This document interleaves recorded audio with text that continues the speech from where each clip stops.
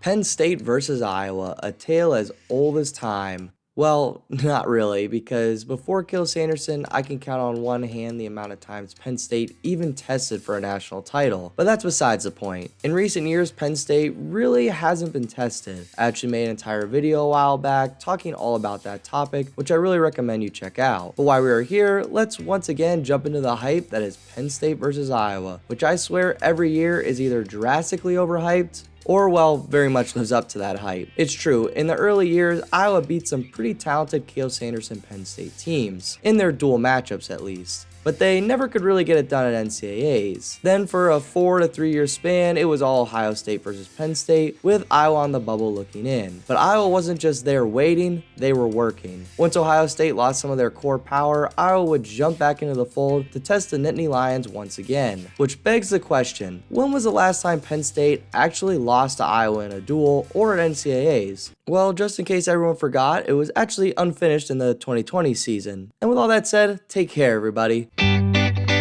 I'm totally kidding. We'll dive into the duel and the NCAAs that followed, but before all that, be sure to like and subscribe, along with commenting your favorite moment from the Iowa versus Penn State rivalry. And now let's jump into this madness, shall we? Also, before we do technically start, I do talk a little current events about the Michigan dominant win over Iowa, along with Penn State, Ohio State, just a little bit at the end of the video. So stick around to the end and I will talk about that. Now, let's jump back into the video. So the all-time Penn State Cale Sanderson dual meet record against Iowa is actually 6-5 in favor of Penn State, with Iowa low-key owning the dual rivalry in the early years of Cale Sanderson at Penn State. The first time Penn State actually beat Iowa, they would lose to Minnesota later in that season. However, in recent years, most people are forgetting the 2020 Iowa team due to Penn State winning the last two meetings, and in 2021 they didn't even duel due to COVID postponing the duel, which never happened that season anyway. But like I said earlier, Iowa got the upper hand in 2020, which doesn't feel that long ago, but was 4 years ago at this point, which is crazy. Time is just flying by so fast. If we take a deeper look into the match, there was expected fun heading in, yes, but there was a lot of unknowns as well. For those confused, let me explain a little bit more. Penn State was coming off some historical runs at NCAAs, with guys like Bo Nickel and Jason Nolf moving on. However, they still had heavy hitters like Mark Hall, Vincenzo Joseph, Anthony Cassar, Roman Bravo Young, and Nick Lee, all still returning and looking better than ever. On the other hand though, very early in the season, they would drop a match to Arizona State, which was very unexpected. Great win for Arizona State, don't get me wrong, but created a lot of questions, especially heading into the Iowa duel. It also didn't help that Anthony Cassar, returning national champ, would tear his shoulder, knocking him out of the lineup and taking away roughly 20 team points from the Nittany Lions at the end of the season. Luckily, they had talented young wrestler Seth Nevels to fill in at heavyweight. Aaron Brooks was getting some early lineup looks at 184, but he would drop an early match to All-American Taylor Venza, Nebraska. Michael Kemmer was back for Iowa and would end up at 174, so there was a lot of questions about Mark Hall versus Michael Kemmer. Vincenzo Joseph versus Alex Marinelli was always unpredictable, with Marinelli getting the last win at Big Tens, but Vincenzo outplaced him at Nationals. So clearly, there was a lot of TrueTan wrestling favorites, especially the storylines and the unknowns heading in. And oh yeah, I forgot to mention, this was all going to happen in Carver Hawkeye Arena, one of the hardest places to wrestle at as a visitor. And with all that build-up, how did Iowa get it done? Well, I'll tell you all this much up front, it definitely wasn't easy for them.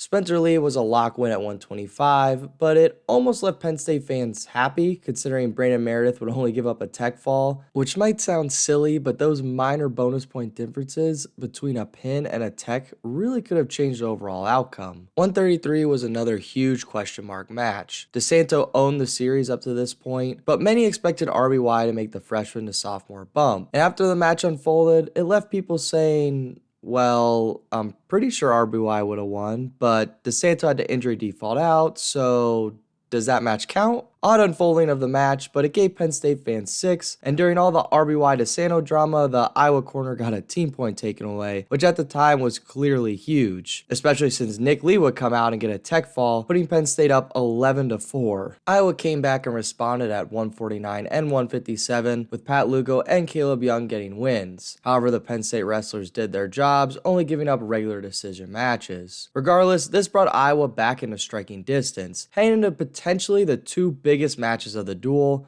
165 and 174. Unlike 174, 165 had happened before, and most Iowa fans thought Marinelli was going to once again beat Vincenzo Joseph. However, after a more than fun exchange, Vincenzo Joseph would take a big enough lead to stay the course for the Nittany Lions and to keep them on track. Now, a Mark Hall victory over Michael Kemmer at 174 could have all but sealed the match for the Nittany Lions, and the opening moments, it seemed like Mark Hall was going to end it all in a big way, in classic Mark Hall fashion.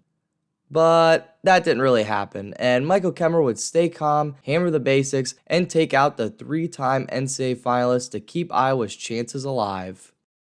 184 was the battle of the true freshmen, and both Abe Assad of Iowa and Aaron Brooks of Penn State had some amazing credentials, along with some question mark results as well. Besides that, Aaron Brooks would still prove that he was a national title contender this year, winning 7-3 over young Abe Assad. For those not keeping track, the dual score heading into the final two bouts was 17-13 PSU. Taking bonus point out of it, Penn State needed one more match to essentially clinch the duel, and they would not be favored heading to either of the last two matches. At 197, young Jacob Warner proved himself, taking out All-American Shakur Rashid in a barn burner 4-2 match. Rashid was dealing with some injuries this season, and Warner had some young question mark losses, but also a lot of great wins. Rashid would actually beat him a few weeks later at Big Tens, but that didn't matter for this duel heading to 285. Once again, a future star Hawkeye starting his career was stepping up in Anthony Cassiope, and he would prove his high profile taking out Seth Nevels, who as stated was filling in for Kassar at heavyweight for most of the season. Either way, despite giving up a team point, losing by injury default at 133, and not being able to bonus in some pivotal matches, the Hawkeyes would win 19-17, moving their team into the favorites to win it all in March. However, I think we all know how this season unfolded in 2020. No one was a loser, no one was the winner, and the champions Penn State kept their NCAA streak alive. Technically. To give credit though, Iowa would win it all next year, gaining some really big puzzle pieces like Jay Ironman at 141 and evolving their young starters even more. Penn State would get 4 champs that 2021 season, but that still wasn't enough to put them back in the winning column.